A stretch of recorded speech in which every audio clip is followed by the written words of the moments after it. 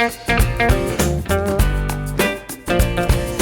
kind of call them the timeless colors, and this particular one, again, this is on white oak, but these sort of darker and deeper browns are there.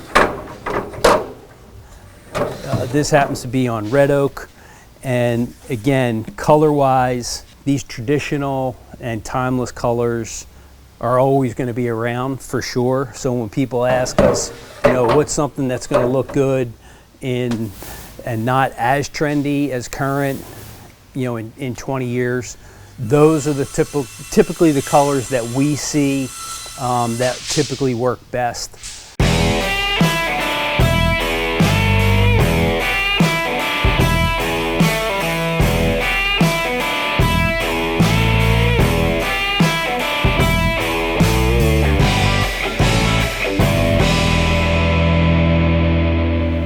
So a lot of times it comes down to color, although species does play a huge part in it because that is the background of the color itself, but typically color is dominant. So once you figure out what color you're looking for, normally everything else kind of falls into place. Gray was and still is a very popular color. That trend has moved to something that's a lot more neutral, but a gray, just pull, that would be like a standard everyday gray color. Goes with a lot of different cabinet colors, wall paint colors, lighting schemes. So this happens to be a stained ash. So you'll see the grain structure. Again, gray was a very dominant color. There were off shades of that. I would say that the color trend that we're seeing here, either at the counter or in the showroom, is more of a neutral gray. And by that, I mean, something that is lending itself with still some gray and neutral tones in it, but something that's going towards more of a brown. The natural products, this just happens to be white oak in a natural, so when I say natural, meaning no stain to color it, as opposed to that board that I just had, which was a stained white oak. So that would be your base color that stains are going to start with. So speaking of species, that red oak to white oak. So, white oak, while it is right now very trendy and still very dominant in its trend, that's allowing for supply of red oak to increase. That increased supply of red oak is allowing for more timely turnaround. So if you needed something more quickly in a particular color, your red oak availability would be there, and also price availability. So that is affected by supply, and red oak is a great value right now. We kind of call them the timeless colors, and this particular one, again, this is on white oak, but these sort of darker and deeper browns are there. This happens to be on red oak, and again, color-wise, these traditional and timeless colors are always going to be around for sure. So when people ask us, what's something that's going to look good and not as trendy as current, in 20 years, those are the typically the colors that we see that typically work best.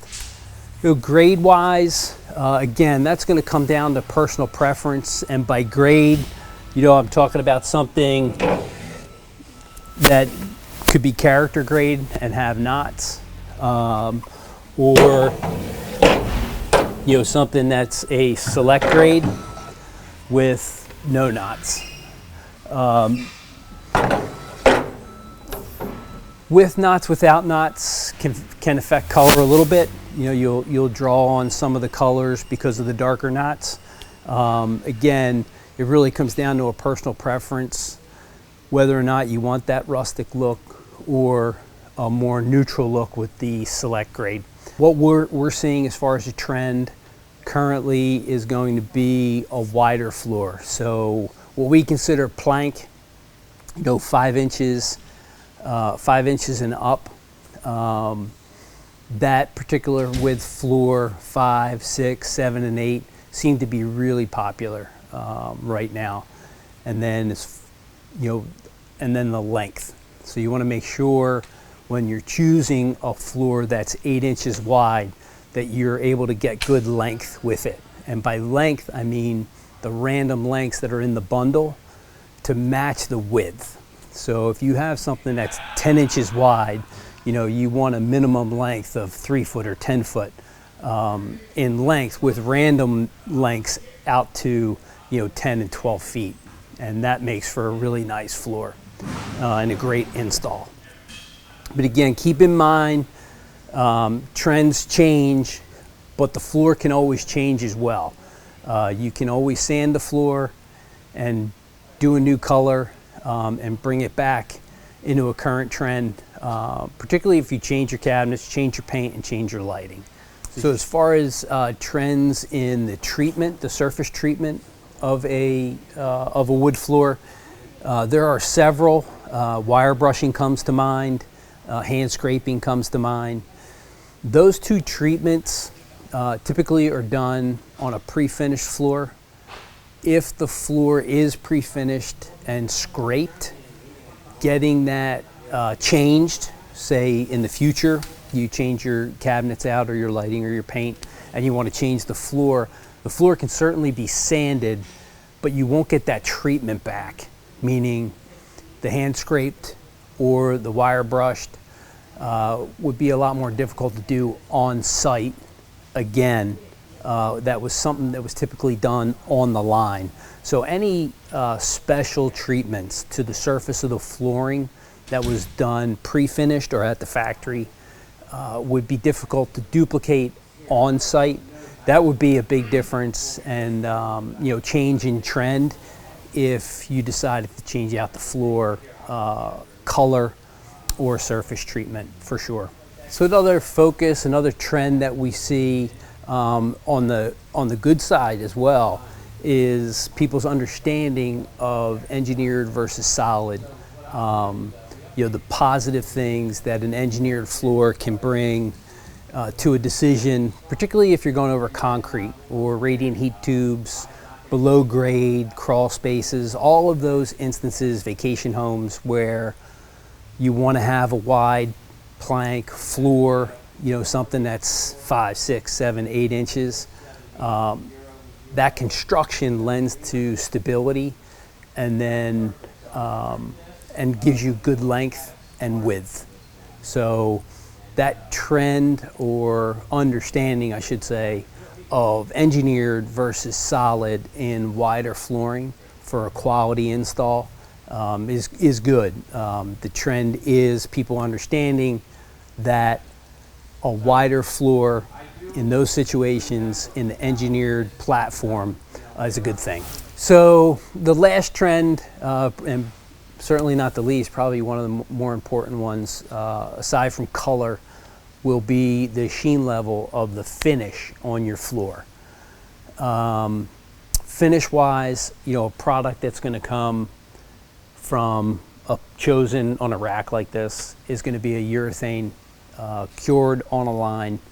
And I would say that we see nothing higher sheen level currently trending than satin, and certainly everything below that.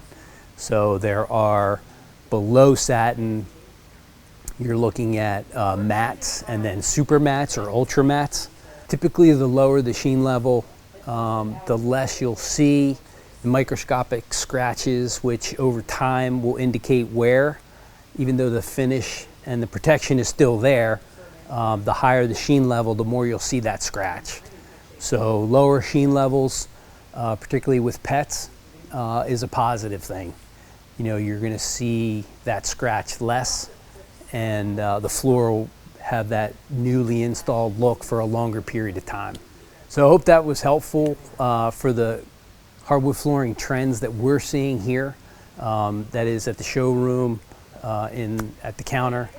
You can give us a call if you have any questions at 800-737-1786 or go to cityfloorsupply.com.